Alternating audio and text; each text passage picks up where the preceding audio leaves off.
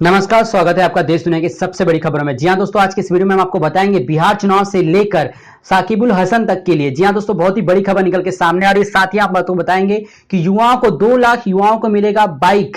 जी आपने सही सुना, कैसे और कब मिलेगा आपको ये मोटरसाइकिल यानी कि बाइक, उसके लिए आप वीडियो के साथ बने रहिएगा। अंत तक हम आपको बताएंगे स्टेप बाय स्टेप सारी खबरें। तो सबसे पहले हम बात कर रहे थे बिहार चुनाव को लेकर। जैसा कि आप सभी को पता है कि बिहार चुनाव जो है सबके अनुकूल नहीं रहा। काफी लोगों को उम्मीद थी कि इस बार महागठबंधन की सरकार जो है बिहार में बनने वाली है, लेकिन बिहार चुनाव संपन्न होने के बाद से रुझानों को लेकर टीवी चैनल्स और न्यूज चैनल्स पे एक तरह से जो है हाहाकार मच चुका था कि महागठबंधन की सरकार की वापसी हो रही है और पूरी तरह से। लेकिन जब नतीजे आए तो वो किसी को जो है रास नहीं आया। जी हाँ, नतीजे जो है साफ साफ एनडीए सरकार को मिली थी और 125 सीटों के साथ नीतीश कुमार बिहार के 7वीं बार मुख्यमंत्री चुन लिए गए। लेकिन अभी तक ये मामला रुका नहीं हुआ है। जी हाँ, बिहार की राजनीति जो है रुकने का नाम नहीं ले रही है। महागठबंधन इसमें जो है सेंध लगाने की कवायद में लग चुकी है। महागठबंधन में अगर ओवैसी और हम और वीआईपी के जो है बागी नेता आ जाते हैं तो यहां पे एक बहुत बड़ा जो है धक्का मिल सकता है नीतीश कुमार को, क्योंकि अभी भी उन्हें विधानमंडल में अपना जो है बहुमत साबित करना होगा और जब तक वो बहुमत शामिल नहीं कर पाते तब तक जो है उनके पद पर काफी ज्यादा जो है संदेह बना हुआ रहेगा।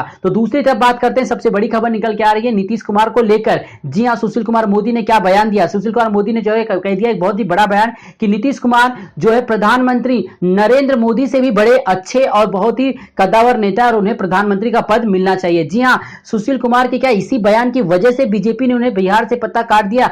सुशील कुमार मोदी ने जब यह बयान दिया उसके बाद से कुछ ही दिनों के बाद जो है चर्चाएं लगने लगी कि इस बार वो जो है बिहार के डिप्टी सीएम के पद पर नहीं बैठ पाएंगे, और हुआ कुछ इसी प्रकार। तो दूसरी तरफ जो एक आंकड़े निकल के आ रहे थे कि जब एक सर्वे किया गया था न्यूज चैनल्स के माध्यम से कि बिहार में सबसे ज्यादा लोग किन्हें पसंद करते हैं मुख्यमंत्री पद के लिए, तो सिर्फ सुशील मोदी को 3% वोट मिला था। तो क्या ये वजह है या फिर प्रधानमंत्री नरेंद्र मोदी को कंपेयर करना नीतीश कुमार से ये उनकी सबसे बड़ी सजा थी या सबसे बड़ी गलती थी, जिसका जो है भुगतान उन्हें अपने पोस्ट से करना पड़ा। और इसी के साथ ही उन्होंने एक बयान दिया था कि वो 11 लाख से लेकर 19 लाख लोगों को रोजगार देंगे। लेकिन अब सोशल मीडिया पे कई तरह से कमेंट्स आने लगे कि जो खुद 19 लाख रोजगार देने की बात कर रहे थे सुशील मोदी, आज वो खुद बेरोजगार हैं क्योंकि बिहार में उनका पत्ता काट दिया गया है। तो दूसरी तरफ सबसे बड़ी खबरें निकल के आ रही है कि बिहार की राजनीति में बीजेपी में जो है सेंध लगने वाली है।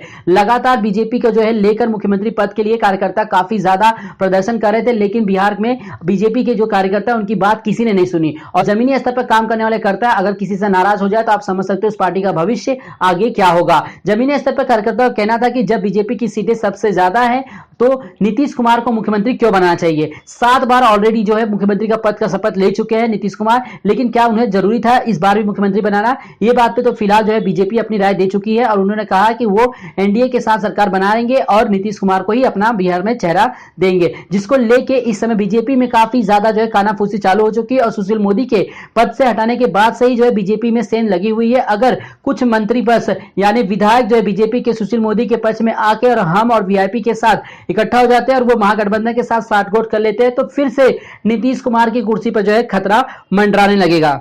अगली सबसे बड़ी बयान आके निकल के आ रहा है कि बिहार में सुशील मोदी जो है किसी भी बीजेपी नेता को आगे बढ़ने का मौका नहीं दे रहे थे। ये सबसे बड़ी वजह थी जिसको लेकर बिहार में जो है बीजेपी ने बड़ा बदलाव किया और मुख्यमंत्री के जो पद था वो नीतीश कुमार को दिया और डिप्टी सीएम का पद जो है रेणु देवी को सौंप दिया। लेकिन सुशील मोदी का कहना है कि उन्होंने बिहार के लिए जो है 40 साल तक की सेवा की, लेकिन अभी भी उन्हें जो है सम्मानजनक पद नहीं दिया गया। तो फिलहाल जो है कई जगहों पर जो है कार्यक्रमों में सुशील मोदी की अनुपस्थिति से इस बात का जो है अंदाजा लगाया जा सकता है कि आने वाले समय में यानी कि कुछ ही महीनों में या फिर कुछ ही हफ्तों में आपको बिहार की राजनीति में कुछ नया मोड़ देखने को मिल सकता है, क्योंकि एक बार फिर से बगावत की जो लहर है जिस प्रकार मध्य प्रदेश और राजस्थान में कांग्रेस के खिलाफ हुई थी उसी प्रकार जो है बिहार में अब बीजेपी के खिलाफ होने वाली है। क्योंकि बिहार की जो जनता है यानी कि बिहार में जो बीजेपी के कार्यकर्ता है सुशील मोदी के जो पक्ष में है, इन तमाम लोग जो है अब फिर से जो है अपने आप को आगे लाने की कोशिश कर रहे हैं और वो जल्द से जल्द गठबंधन बना के महागठबंधन के साथ जुड़ सकते हैं और आने वाले समय में नीतीश कुमार की कुर्सी को जो है हटाकर खुद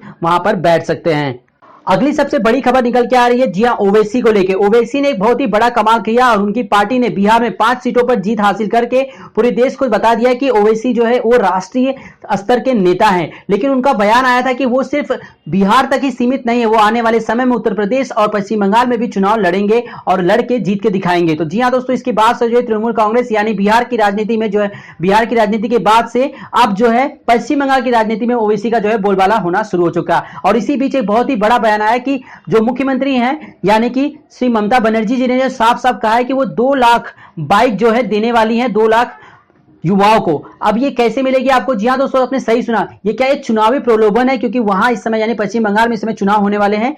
और पश्चिम बंगाल में जब चुनाव होने वाले हैं तो इसके पहले ही जो है मुख्यमंत्री का इस प्रकार का बयान आना कि 2 लाख युवाओं को जो है मिलेगा बाइक मोटरसाइकिल। तो क्या फिर ये जो एक चुनावी प्रलोभन है या फिर सच में उन्हें दिया जाएगा? तो दोस्तों इसके लिए जो है पहले से ही जो है नोटिस जारी हो गई है। अगर आपको जानना है इसके विस्तार में कि कैसे और कैसे रजिस्ट्रेशन करना होगा आपको बाइक लेने के लिए, तो आप हमें कमेंट सेक्शन में आके कमेंट जरूर कीजिएगा। साथ ही दोस्तों आपका नाम बताना होगा और आपका नंबर, ताकि हम आपको बता सके कि कैसे आपको स्टेप बाय स्टेप जो है पश्चिम बंगाल में अगर आप बिलोंग करते हैं तो आपको जो है पश्चिम बंगाल में 2 लाख लोगों को बाइक मिलने वाली है। जी हाँ दोस्तों, कितने भी कम अगर बाइक सस्ती से सस्ती बाइक हो तो भी आज 70 से 80 हजार के नीचे एक बाइक नहीं आती। अगर आपको एक बाइक मिल जाती तो आपके लिए काफी हद तक जो है मदद हो जाएगी सरकार के द्वारा। तो दोस्तों अगर आपको भी अप्लाई करना हो तो इसके लिए आप हमें कमेंट बॉक्स में कमेंट करना ना भूलें। अब बात करते हैं अगली सबसे बड़ी खबर किसानों की तरफ से। जी हाँ दोस्तों, किसानों के लिए एक बहुत ही अच्छी खबर निकल के सामने आ रही है।